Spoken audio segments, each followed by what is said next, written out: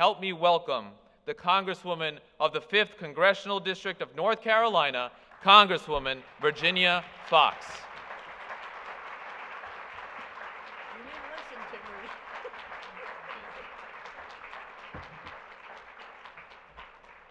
Thank you, Dr. Jacob. I asked him last night to make the introduction short.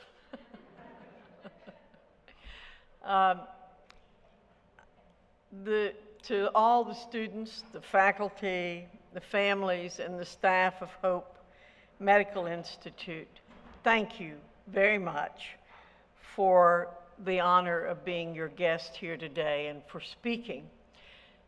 I have truly enjoyed being here last evening and today and learning so much about Hope Medical Institute.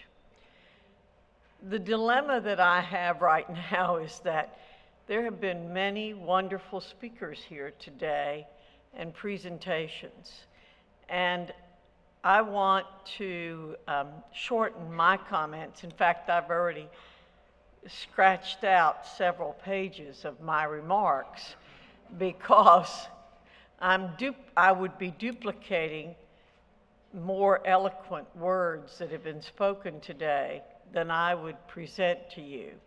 So I am going to make my comments as brief as I possibly can. This has already been a wonderful program. You really didn't need me to speak after these other comments that were made. And in fact, the prayer would have taken care of it as far as I'm concerned. But I want to particularly pay attention and pay tribute to Mahendra Patel for his vision in putting together the Hope Medical Institute. I knew nothing about Hope Medical Institute until I came here yesterday. I read a little bit about it. I shouldn't say I knew nothing. I did read about it on the internet, read about it in material that was given to me. But it's really very difficult to get a sense of the Institute without visiting and without talking to Mr. Patel and getting a history of the Institute. And I will tell you that it is a very, very impressive endeavor. I also want to thank the folks from Poland for being here and for their vision and for their commitment to this endeavor. It is very, very clear that the partnership that has been developed between Mr. Patel and Hope Institute and the folks here in the United States and the people in Poland has been, again, one that is meaningful and beneficial to all concerned, but particularly to the students who are being served by this endeavor. And I'll have to say, I've been in education, as Dr. Jacobs said, for a long time. It reminds me when I get an introduction like that of how long I've been around. I feel much younger than I look. But I've had a very rich career and one that has given me opportunities to learn a lot. And I have to tell you, I feel a lot like a sponge sometimes, because what I'm always interested in doing is learning. And I read voraciously. I don't get to read for fun very often in this job, but I read all the time. It's my greatest passion. And it's clear to me again that what's happening with this arrangement is such a positive thing for our country and for the Polish universities too. And I'm just so proud to be here today and to have learned so much about what's going on. there are very few people, and I get emotional even talking about it, who love this country more than I do. And I think many of us who do love the country very much get emotional about it. And when I see people who've come here, like Mr. Patel, who are immigrants, and they pick up the American dream and the contagion that is this country, that is the spirit of this country, then I'm very, very touched by it. And it renews my hope for this country. We're living in very challenging times, and there are days when some of us get pretty discouraged. But an event like today is really good to participate in occasionally.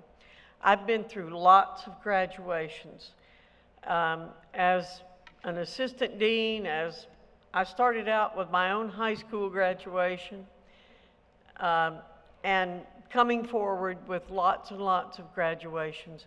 They're always, always positive and exciting things. And frankly, I never tire of them. In fact, I've asked for tickets for a high school graduation in my district in a couple of weeks because I want to keep that sense of awe that comes from being at a graduation and the sense of hope that exists at a graduation, the sense of accomplishment that exists. And they're very exciting things to be here. So I want to say to the graduates, congratulations again. You've been congratulated lots of times today. And to your family and to your friends who are here, thank you for the support that you've given your graduates. You've given them a lot through that support. To the faculty again, thank you for the sacrifices that you've made.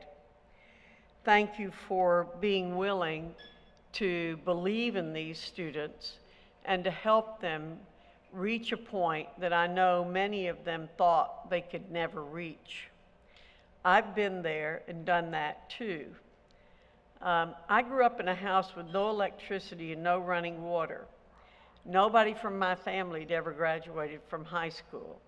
Certainly nobody graduated from college. But with the encouragement of teachers and family, I was able to do that. It took a long time. It took me 7 years to get my undergraduate degree because I worked full-time and went to school part-time. Then it took me 8 years to get my doctorate. Again, working full-time and going to school part-time. So I know what it's like to struggle to get a degree, and I commend you for the effort that you have put into it. You did even more than most people have done. You went overseas and spent time. So you went through a culture shock to get your degree. Most of us don't do that. Most of us stay here in the cozy confines of the United States. But you did it, and again, in many of the comments that have already been made today, so that you could be of service to others. And that's very important. Again, I'm not going to repeat the comments about what it means to be a physician and the importance of the work that you're going to be doing. But it is extraordinarily important work. And you will be able to help our country maintain its reputation for having the best health care in the world. And that's very important to us. But you have a lot to be thankful for and a lot of people to thank as you go along, and I hope you will take advantage of that opportunity today to thank the folks who are here, as well as throughout your life to acknowledge the assistance that you've been given. You know, what this country's all about is freedom and opportunity. And I love the seal of the school. And I meant to bring the program up here with me. But education does bring freedom. And freedom brings education. You know, we're in Mr. Jefferson's state. And it would be negligent of me if I didn't at least acknowledge him and say what he said. One of his many quotes was, "The price of freedom is eternal vigilance." And if we want to maintain the opportunity and the freedom that we have in this country, we have to be eternally vigilant. And so I challenge not only the graduates, but to all of you here to understand that we could not be doing what we're doing here if we weren't the freest people in the world, and if we didn't have the greatest opportunities in the world. And again, I want to mention Mr. Patel and his vision for seeing that some people were being denied the opportunity to continue their education in a way that they really wanted to continue their education and to be of service to other people. And he looked at that and he said to me last night, and we talked about it again this morning, and it's so close to the way my heart and how I feel about these things is, why should bureaucrats in Washington be deciding who it is that should be going to medical school and how many slots are available to go to medical school? Why should some bureaucrat who knows nothing about medical education be making that decision? And that's the way I feel. And so many people who've come to this country or been born in this country have looked at those kinds of decisions being made by nameless, faceless bureaucrats to whom you cannot even talk sometimes to plead your case, are making those decisions. Why shouldn't the market decide these things? Why should our opportunities be closed out by someone who really doesn't understand the impact of what he or she is doing? So what we need in this country is the opportunity to achieve, and then for those of us who want to take advantage of that opportunity, the gumption to seize that opportunity and move on. We will not be the great country that we are if we simply accept the status quo and don't challenge that status quo. We need people to understand, just like Mr. Jefferson said about freedom, the price of freedom is eternal vigilance. The price of maintaining opportunity is the ability to challenge the status quo and to look forward to how we can create more opportunities for people. I pointed out to, also I want to say to you, I only saw this article yesterday. There's an article yesterday in the Chronicle of Higher Education about the importance of study abroad and how it strengthens your brain and how it makes you more receptive to new ideas and new ways of doing things. There's an article, the article is entitled, "Your Brain on Study Abroad. The Experience Changes Lives and Neurons." And it's written by someone named Karen Fisher. I'm going to give Mr. Patel the reference to it, but you might want to reference it yourself. And I'm sure most of you found that experience to be the case while you were studying abroad. Now let me just say something that has been mention in passing, but I think it needs a little more attention today. You're not only going to be helping your patients, but you're going to be helping our country. We're facing a doctor shortage. As the number of patients in the country increases, so does the need for primary care physicians. And I'm sure you have heard that many, many times. The AMA estimates there may be a shortage of 90,000 doctors in the U.S. by 2020, half of them in primary care. By 2025, the number of doctors needed rises to 130,000, again, half of them in primary care. Hope Medical Institute has a tremendous record of contributing doctors to America's primary care field. And we thank you for that. We thank Hope Medical Institute for that, because we need you more than ever in that area. We know that medical care is changing in this country, that there's more demand for transparency and a heightened sense of accountability, more than ever before. Doctors are better informed about the unsustainable increases in health care costs. The public's demanding more value and expansive coverage for what they spend on care. Patients are more informed, and they want to be involved with their treatment.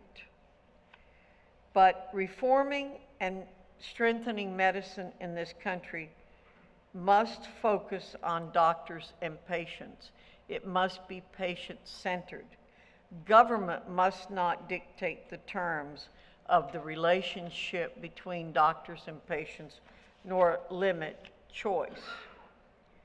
What it must do is continue to empower patients with information, cost transparency, and not stand in the way of patients having more options for cost-efficient, personalized care. My plea to you is to begin to invest here in American hospitals and medical facilities, and continue to approach each decision and inspect every opportunity with inquisitiveness. We need you involved with public policy as well as medicine. We don't want you to blindly accept government involvement in your practice and treatment.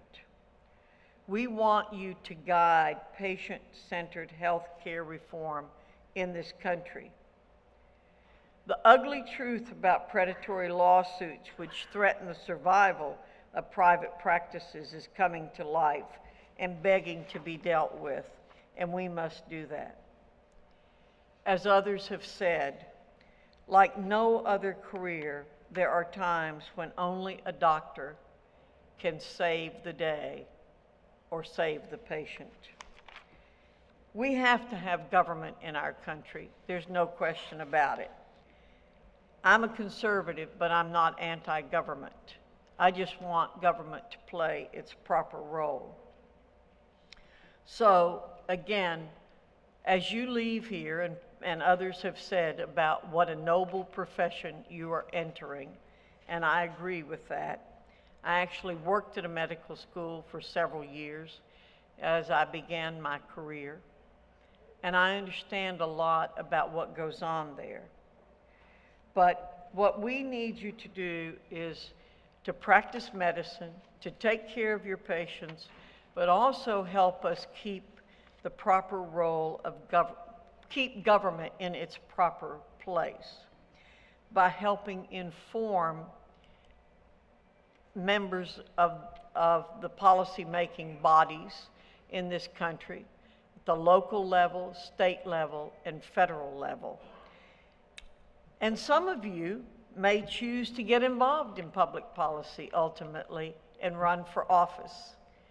I hope you will think about that. I hope members of your family will think about doing that, because we need more people with healthcare backgrounds involved in public policy.